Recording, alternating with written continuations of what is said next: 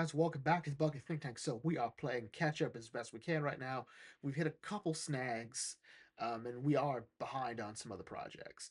Uh, the Yu-Gi-Oh one for Death Tea is still coming. We're trying to figure out how we want to do that because it's Death Tea is long, and we're trying to decide if we want to do it in parts or if we want to do like a very compressed one. We haven't decided yet for that one, as well as of course the Green Lantern review, which we are working on for um, Green Lantern Rebirth. That's still coming. We need to go back in for another session, and of course there's been another Uncle Scrooge comic, so that's fun. But anyway, right now let's talk about Mr. Terrific Year One again. All right, this time issue 4. So when we last left off with Michael, Michael was not doing so well. His first stealth mission, and yeah, he's a stealth is not Michael's thing apparently. We can't all be perfect. He is, after all, the third smartest man on the planet. So he thought he could handle his first, stealth mission solo. But anyway. So our story actually begins like the way pretty much every other issue has begun so far, with looking to the present day. And really, there's not much here that's happening. I think it'll probably make a better tapestry, when it's all said and done. But right now, to me, it's just sort of like, okay, Michael's being awesome, dealing with dark side stuff. He's befriended a hellhound. Okay, this is all interesting, but it's just nothing there. There is something cool about Michael talking about his childhood, how the fact that, when he was, I think, in the third grade, he mentions that, he would just drift off. He just wouldn't be paying attention. And school thought, well, maybe he needs to be held back a year. His dad was like, no. Move him up 2 grades. Move up 2 grades. Put him into fifth grade. Trust me. And like, they gave him a test. Michael didn't kind of want to take, like, no, man. No, man. Okay. You need to try. Okay, that's your problem. You're bored. Okay, you need to just push yourself. And here's the thing: if it doesn't happen, it doesn't happen. All right, but if you don't do anything, you'll be right back where you started, bored and effectively being held back a year. But anyway, that's a nice look into Michael's childhood. But anyway. So after Michael gets the brakes beaten off of him, you're like, Corman's like, "Who are you? Answer me!" Michael's like, "I gotta find a way out of here. I got it. I got it. I got it." But before he can figure that out, the helmet comes off, and he's like, "Michael Holt." I knew it. I knew it was Michael Holt. Corman is feeling so validated. Like, I knew it. People thought it was crazy.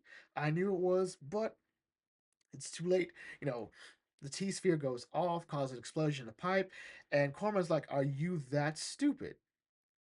You set off a bomb in the reactor, in the nuclear reactor?" And it's even worse. The guards can be like, "Stop, intruder! Shoot him! Don't shoot things near a nuclear reactor. Why do you think I have this stick?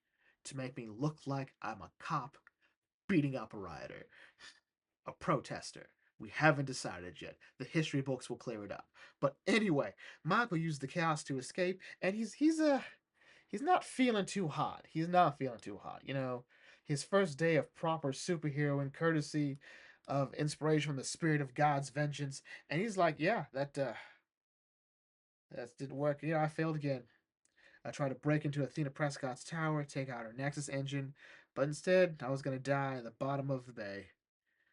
I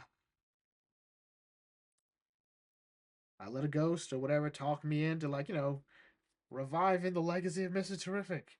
But instead I've failed my wife, failed Dre, and now I failed Gateway City. I just want to rest and sink to the bottom of the ocean. Spectre's like, "No, man, no, you don't get to say I'm wrong." So the Spectre pulls him out, unbeknownst to Michael, more than likely. And now we have what happens in Gotham. So Batman comes to Metropolis like, "Hey, so I fished these two out of the bay last night. Metropolis Bay? No, no, don't even try. Don't even try. Gotham. All right, but you already knew that. All right, there was an explosion at Prescott Tower, and the explosion in the bay, and the whole area is irradiated. Like, shame, shame. I'll ensure Mercy and Benjamin get the best. Just stop. Just stop. If any evidence comes before, like, "Hey, you save your threats for clowns. All right, unless you got something, fly away, little bat. Fly, fly, fly, fly, fly, fly." All right. I had Mercy and company looking for real estate. You are such a liar. Like, I don't care. Prove it or go away. And I like that little back and forth between, Bruce and Lex. It's sort of like they're two smart, highly capable people. And amongst certain people, Lex sort of lets the mask fall. Like, he's not even trying. He is not even trying. He does the same thing with Superman. Like, oh no, oh well, what you gonna do? He does the same thing with Batman. And the thing is, there's a bit more respect between that Lex has for Bruce, well, Batman in this case, than he has for Superman because he's human. And yeah, it's a shame that Batman wasn't in Superman. But whatever. We're not here to talk about that. We're not here to talk about that. Meanwhile, Athena Prescott is firing Cormac because she does not believe that Michael Holt infiltrated Prescott Tower. And she now has a report to Darkseid. Like, look, there's been a hiccup, but we got no. Like, you need to get this done, or you're not gonna like what's gonna happen. All right? Because remember, Darkseid is. Am I clear? Yes. Lifted into the air, dropped down. This is. I need to know how Athena thought working for someone like Darkseid works. I'm guessing she doesn't know exactly what kind of person Darkseid is. What kind of man, machine, monster, force of nature is Darkseid is. I didn't think that one through, but whatever. Yeah, she's gonna get somebody killed, more than likely herself. As Michael tries to get his body repaired. Like he's met by Bruce Wayne. He's like, "Hey man, Michael, it's been years. How you doing?" Michael's just like, "I'm good." You can see the other guy, and like, "Oh, well, I'm sorry about that. Um, I was wondering if you could help me with something." This is, of course, about what happened in Gotham. Before we get to that, though, see Cormorant having tried to pick up his broken life. What is that? Is that a McGriddle? Is that a McGriddle? And a beer, okay. And I think that's a stick of butter in his fridge. Mm-hmm. Mm-hmm. He's hearing all the news about Athena Prescott, and like, hey, like, look, any reports about some problems have all been dealt with. It's all fabrication. It's all fake news. All a lie. All right, a hoax by the Chinese and Russia. It's sort of it. Cormorant is not feeling it because he's been fired and made a fool of. He's like, he might kill Athena Prescott. So who knows? Meanwhile, Michael and Bruce go over what's been happening there at the bay. The explosion, the netherite radiation. Normally netherite radiation is harmless to humans, but there's too much of it, and so the human body can't process it. And Bruce mentions only seeing that once, and that was when him and his wife were developing uh, that technology, for Holt Industries. And Bruce had actually reveals that he was trying to buy Holt Industries. Mog's like, yeah, looking back on it, probably should have sold it to you. Uh, you always sell to Bruce Wayne. All right, if you have some great tech, all right, you don't sell to Luthor because it's just gonna hurt Superman. You don't sell to someone who you really don't know just because they claim to work for something. You sell for the guy whose primary job is they don't know. Like Bruce does not know that Michael Holt tried to be Mr. Terrific. Holt does not know that Bruce Wayne is actually Batman. As far as they know, it's just two businessmen hashing out a deal. But Bruce, with his philanthropy, his charity work, his interest in new technologies, like Bruce is the sane choice. Never pick Oliver Queen. Never pick Oliver Queen. But anyway. Bruce is like, so you wanna come down, help me fix this up? Like, yeah, man, let's go. And I do like this scene because we're seeing Michael back in his element. Of course, they fly to Gotham, private, of course, because I'm not gonna fall Bruce want to fly private. So, but Bruce mentions that Michael is one of the leading experts on midlight radiation, and you should be, we could use your help here. I'm sure you'll be fine here. And Michael's like, it's been a while since I've been in a lab. Oh, it looks so good. It looks so good. And Bruce comes like, hey, let me put on a lab coat and figure out what's going on here. Michael's like, really? And Bruce Michael is like, oh, I'm impressed.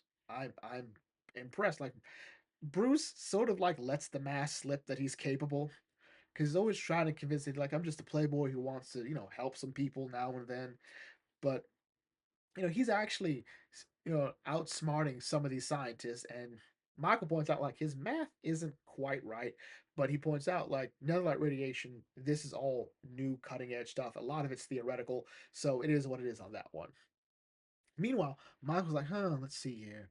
Let's see here. He gets what all nerds want, alone time with his topic.